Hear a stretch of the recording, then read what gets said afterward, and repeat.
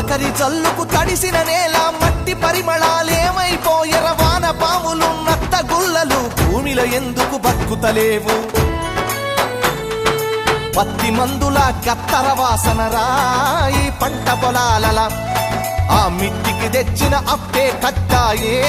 నా రైతు కుతికపై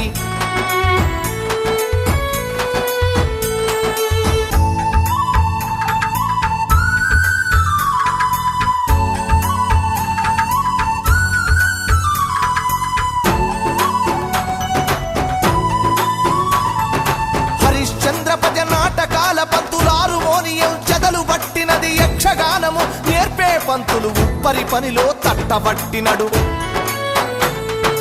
యాచకులు నా బుడగా సంఘాలు ఈ పల్లెల నిలిసి దేవా